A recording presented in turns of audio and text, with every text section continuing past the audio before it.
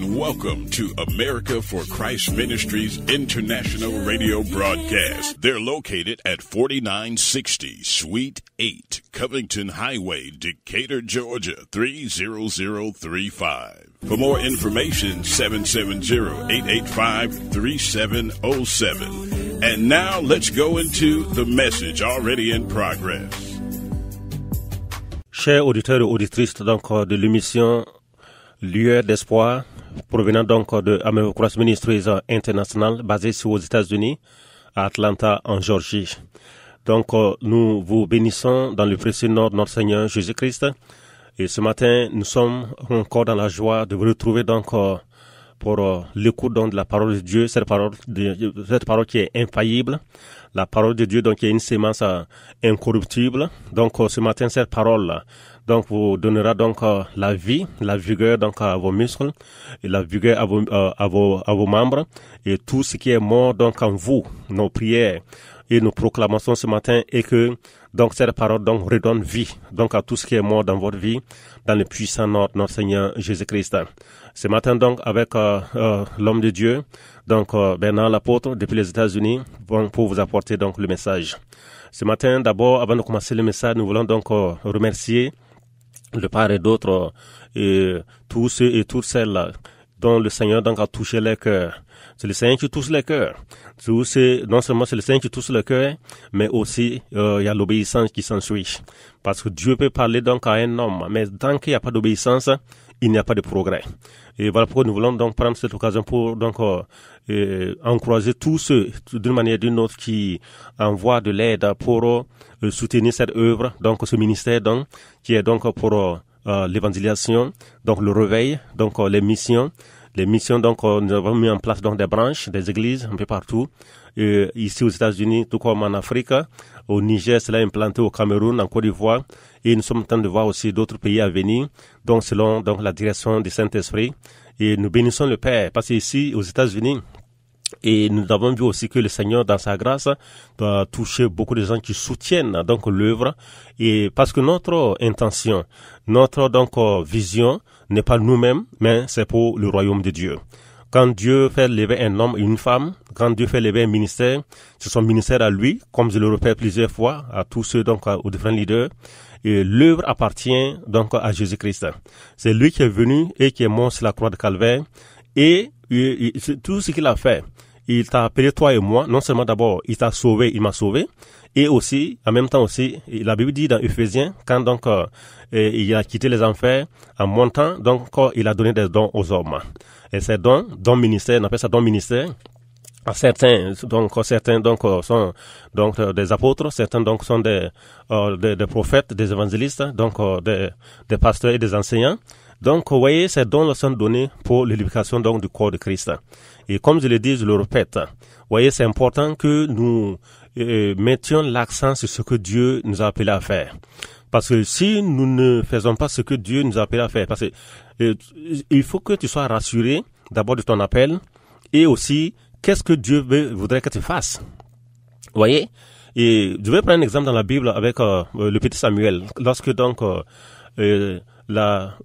Anna, donc c'est la maman de Samuel, lorsqu'elle priait donc sur Dieu pour avoir un enfant, et lorsque Dieu donc a fait venir cet enfant Samuel, donc qui était petit, et la Bible dit que, si vous lisez bien dans 1 Samuel, donc Anna donc est partie et a remis donc l'enfant au service donc de Dieu sous donc sous le regard donc d'Élie le sacrificateur à l'époque.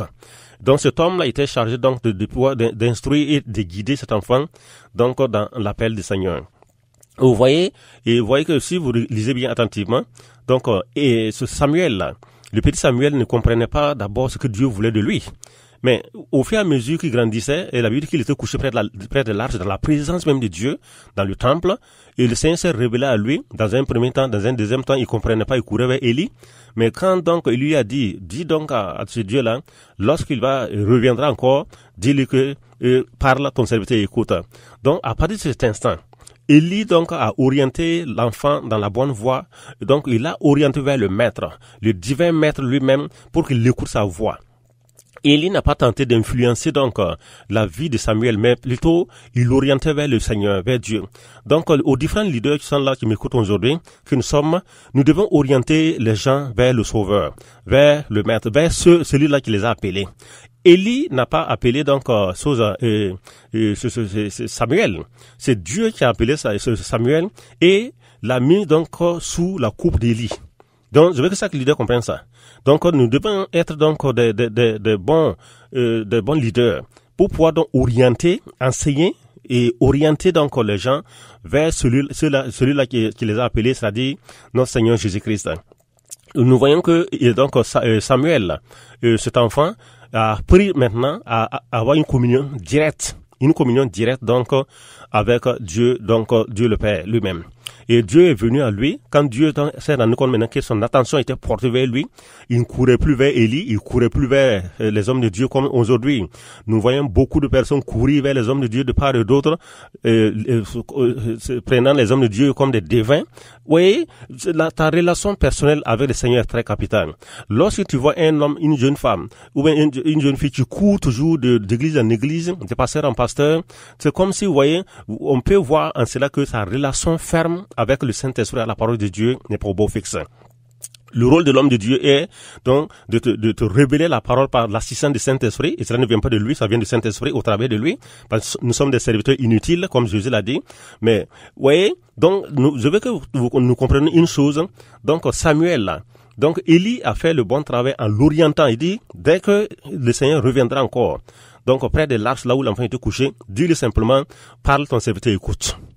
Donc, nous devons faire ce beau travail aujourd'hui, pas une manière donc d'influencer les gens, pas une manière donc de contrôler les gens, ou même de manipuler les gens, non, pas du tout, mais plutôt de les orienter donc vers celui-là qui les a appelés. Dieu donc a appelé Samuel. Élie n'a pas appelé Samuel, c'est Dieu qui l'a appelé et l'a mis sous son couvert pendant un temps donné, pour que cet enfant puisse grandir et mûrir donc au temps opportun où le Seigneur va manifester donc le ministère dans sa vie.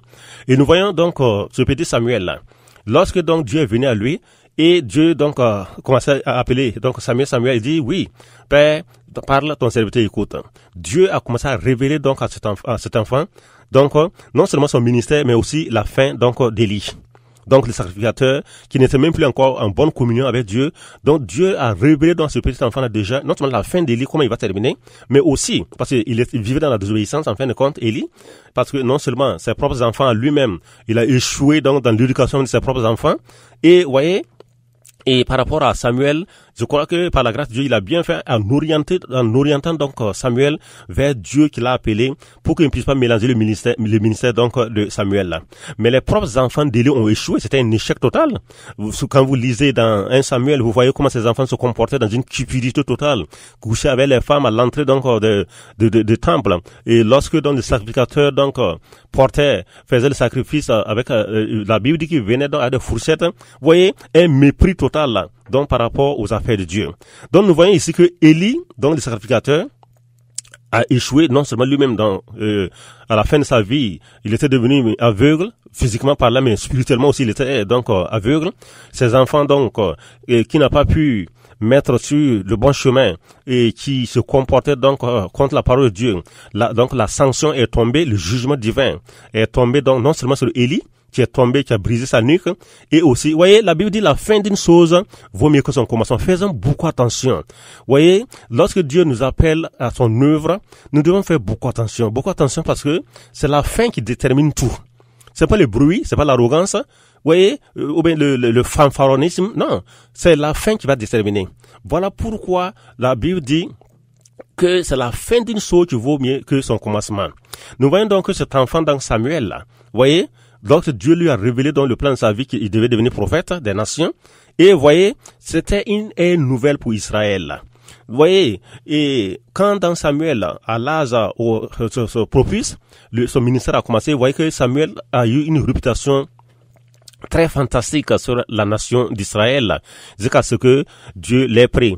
Vous voyez que Samuel, donc la Bible dit, donc non seulement il était juge, mais il était prophète, et vous voyez, il partait de lieu en lieu donc pour offrir le sacrifice, et c'est encore au travers de cet enfant Samuel, donc la royauté, donc de Saül, où il a intronisé avec l'onction d'huile et de David. Et vous voyez, tout ça, le ministère de Samuel a été un ministère vraiment fantastique. Quand vous lisez Samuel, c'est un jeune homme vraiment que Dieu a béni. Et il a terminé vraiment glorieusement sa vie. Contrairement à Élie, qui était presque son mentor, son père spirituel qui avait échoué totalement. Et lui-même, la condamnation de Dieu est tombée sur lui. Ses enfants ont péri. Voyez, et cela amène un désastre. Voyez, et Dieu lui a donné une sentence même que la sacrificature ne continuerait même plus encore dans sa lignée. Voyez, faisons attention en tant qu'homme de Dieu parce que il y a des choses que nous ne devons pas nous permettre de faire parce qu'aujourd'hui ça semble être bon dans notre bouche, mais demain ça devient de gravier dans ta bouche et dans ma bouche. Donc le Seigneur nous aide. Donc nous allons voir ce matin un homme de Dieu dans la Bible, du nom de Osias dans 2 Chroniques 26.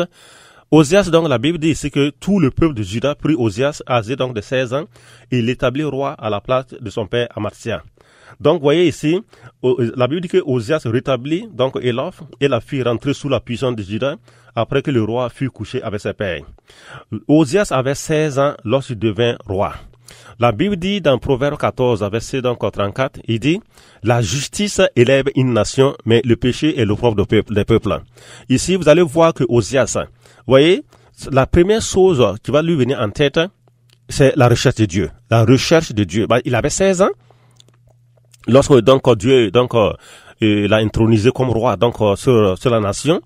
Et nous voyons que la première des choses, vite, la sagesse divine a animé ce jeune homme. Donc la Bible dit ici, verset 4, il dit, il fit ce qui est droit aux yeux de l'Éternel. Il fit ce qui est quoi? Ce qui est droit aux yeux de l'Éternel, la justice. Lorsque Dieu te donne, je ne sais pas, que ce soit un ministère, que ce soit une entreprise, lorsque la justice n'est pas observée, la justice fait ce qui est droit, ce qui est juste aux orphelins, aux veuves, et même le ministère même qu'il a donné. Nous voyons que beaucoup d'églises sont devenues comme des entreprises privées. Vous voyez, Dieu les a appelés, ils ont dû bien commencer, oui. Mais au fur et à mesure, nous voyons une déviation totale, dans les cahiers de charges. Quand Dieu appelle, il appelle avec une vision claire. Dieu n'est pas un Dieu de confusion, de trouble. Et nous voyons aujourd'hui trop de mélange, trop de confusion, dans les églises. Et c'est devenu comme une entreprise de concurrentisme et aussi les propagandas, et nous voyons aussi la manipulation, nous voyons aussi l'influence de certains qui sont placés à un certain niveau, qui veulent influencer la jeune génération que Dieu appelle à les remplacer. Oui, nous devons être sages, la sagesse divine, et pour laisser le Seigneur lui-même manifester son œuvre au travers de nos vies. Vous voyez ici, la Bible dit, il fit ce qui est droit aux yeux de l'Éternel. Très, très important. Fit ce qui est droit aux yeux de l'Éternel. Toi, leader, toi et moi, aujourd'hui, Dieu nous parle. Osias ici avait 16 ans, mais la première des choses, c'est de rechercher Dieu. La recherche de Dieu va amener Dieu à bénir ton règne. Le règne, ton ministère, ton entreprise, la justice. La recherche de la justice. Parce que ici, la Bible dit ici, il s'est mis, il s'appliqua à rechercher Dieu pendant la vie de Zacharie. Il s'appliqua à rechercher. S'appliquer à rechercher. Donc, pas seulement chercher, mais à rechercher. L'application, il y a l'effort dedans. Toi, chacun d'entre nous, leaders, nous devons faire cet effort-là à rechercher la face de Dieu d'une manière quotidienne. Savoir ce que Dieu veut que nous fassions. Par rapport à l'œuvre de Dieu, par rapport aux veuves, aux orphelins, par rapport à ceux qui travaillent avec nous. Beaucoup de serviteurs de Dieu aujourd'hui dominent. La Bible dit dans 1 Pierre que Dieu nous a pas appelés à dominer sur les brebis ou bien vraiment à les maltraiter, non. Mais il nous a appelés à chaque brebis a un caractère qu'il faut reconnaître, que chaque pasteur, chaque homme de Dieu doit connaître. Chaque brebis a un caractère, a des défauts, a des points faibles qu'il faut savoir comment approcher et comment résoudre. Mais lorsque nous réunions en étant durs, voyez, nous ne faisons pas ce qui est juste aux yeux de Dieu, parce que nous faisons les choses selon notre méthode, selon notre tradition, peut-être tradition ethnique, notre manière de voir, notre manière de faire les choses. Donc la Bible qui dit que la tradition annule la parole de Dieu. Voilà pourquoi aujourd'hui beaucoup de ministères ont des problèmes. Ils font la propagande, mais le fond, nous voyons que les choses ne fonctionnent pas comme il faut, parce que ça a une apparence comme ça fonctionne. Ben, le fond est miné par une injustice totale, est miné, et quand Dieu regarde le fond, comme la Bible dit, il dit qu'il regarde pas l'apparence, mais il regarde au cœur. Quand Dieu voit le fond, nous voyons aujourd'hui beaucoup de ministères, donc, sont stagnés, n'évoluent pas. Et bon, c'est de la propagande pour faire croire aux gens que les choses évoluent, les choses fonctionnent. Mais Dieu, donc, réellement voit ce qui se passe, donc, dans ces églises. Et comme je l'ai dit, vous voyez, c'est très important et très capital là. Si aujourd'hui Dieu venait à supprimer les dîmes et les offrandes, beaucoup de ministères vont disparaître. Beaucoup de ministères sont autour donc de la mine, là, l'argent. C'est autour de ça. Et beaucoup de ministères donc c'est devenu comme une entreprise, une organisation, c'est organisé d'une manière tout autour de l'argent. Pourtant, Christ nous a dit, il dit que comme le Père lui a envoyé, nous aussi, il nous envoie. Et il dit encore, comme vous avez reçu gratuitement, donnez gratuitement. L'évangile n'est pas à vendre. Voyez? Parce qu'aujourd'hui, les églises sont devenues comme des entreprises. Que vous le voulez ou pas, que vous voulez l'entendre ou pas, je dirais cette vérité, c'est devenu comme des entreprises. Voyez, la compassion, l'amour n'y est plus. Voyez, pourtant, Christ est venu avec son œuvre. C'est lui qui est venu avec sa vie, qui est mort sur la croix, donc pour former, donc, une église. Mais aujourd'hui, donc, les hommes de Dieu, beaucoup ont pris donc leur Dieu entre les mains de Jésus et ont établi leur propre royaume dans l'œuvre de Dieu et donc pour pouvoir donc, que Dieu nous aide. Donc vous voyez donc ce matin, nous voyons ici que la Bible dit dans 2 Chroniques 26, il s'appliqua à rechercher Dieu. Donc pour une bonne justice, pour que Dieu bénisse ton ministère, Dieu bénisse ton œuvre, applique-toi à rechercher Dieu, à connaître la justice de Dieu, à connaître la volonté de Dieu. La justice, la volonté de Dieu. Parce que, au fur et à mesure, si tu dévies de ce à quoi Dieu t'a appelé, tu deviens un homme misérable. Et nous voyons aussi, ouais, que Dieu nous aide. De gros titres que les gens se donnent. Bon, si Dieu t'a appelé à être évangéliste, mais Dieu n'est pas quelqu'un qui change. Il t'a appelé à être évangéliste, c'est que tu es évangéliste. S'il t'a appelé à être apôtre, c'est que tu es apôtre. Bon, s'il t'a appelé à être, je sais pas moi, et ce prophète, il faut que tu connaisses ton appel et que tu restes dans cette ligne pour faire exactement pourquoi il t'a appelé. Parce que si tu sors en dehors de ça, et tu fais des choses en dehors de l'appel et du cahier de charges qu'il t'a donné, tu n'auras pas de récompense. Nous voyons qu'aujourd'hui, beaucoup veulent s'attitrer les gros titres. Oh, je suis apôtre, oh, je suis docteur, c'est pas les titres qui sauvent, c'est pas les titres qui vont donner les récompenses. Mais, c'est de faire les choses selon la volonté de Dieu. Donc, ce matin, je vais prier. Seigneur, nous venons à toi au nom de Jésus-Christ. Éternel de grâce, je te demande que tu puisses vraiment visiter ton église. Les hommes ont pris ton église et comme Jésus, quand il est entré dans le temple, il a vu que le temple était totalement saturé. Le temple était devenu un lieu de marchandises. Il a pris le fouet et il a fouetté et il a mis de l'ordre. Ce matin, mets de l'ordre dans ton église, Seigneur, et au nom de Jésus-Christ, c'est ton œuvre à toi. Nous voyons vraiment, Seigneur, de part et d'autre, beaucoup de serviteurs qui servent les ventres. C'est la popularité. Beaucoup de gens, nous les voyons de part et d'autre. Ils cherchent donc à s'intégrer et à dominer et à régner. Nous ne sommes pas appelés à dominer et à régner sur les gens, non. Mais plutôt, sur les démons, sur ce monde, sur la chair, sur le péché, toutes ces choses. L'homme que Dieu a créé à son image, Dieu donc nous a élevé à une certaine position pour pouvoir aider les hommes et les femmes à aller au paradis. Mais pas pour donc avoir un gain particulier. Donc ce matin, Père, je te demande, Seigneur, que ton pardon se repose sur la vie de tes serviteurs que nous sommes aujourd'hui. Seigneur, tous ceux qui t'ont appelé de manière authentique, je demande que ta bonne main soit sur eux. Beaucoup ont dévié. Ramène-les, Seigneur, sur le chemin. Chacun d'entre nous, si nous avons dévié, Père, ramène-nous. Nous voulons être à la bonne place pour donc pouvoir apporter donc des fruits convenables, des fruits vraiment donc qui vont réjouir donc ton cœur. Quand Jésus était là sur la terre, Dieu le Père était content de lui. Il dit, voici mon fils en qui j'ai mis toute mon affection. Que toi et moi aujourd'hui, que quand Dieu va te regarder, il te voit en train de faire le ainsi faisant, mais pas en train de patauger partout. Dieu ne t'a pas appelé à patauger, mais il t'a appelé à une droite ligne. Donc, reste dans la ligne. Donc, le Seigneur nous aide et que sa grâce repose donc chacun d'entre nous. Donc, ce matin, c'était donc lueur d'espoir avec donc Bernard Laporte depuis les États-Unis d'Atlanta. Soyez bénis. Donc, et à la semaine prochaine. Merci. America for Christ Ministries International wants to continue to be a blessing to the community, but they need your help. Your financial donations as well as your non-perishable food items, furniture, clothing, and more. Now, for more information, you can call 770-885-3707. They will come pick up the donations absolutely free. So if you'd like to donate to America for Christ Ministries International to continue to be a blessing to the community with your monetary donations, non-perishable food items, clothing, furniture, and more, call this number, 770-885-3707. America for Christ International Ministries. You may call for pickup for all of those items, 770-885-3707. And thanks for donating to America for Christ Ministries International.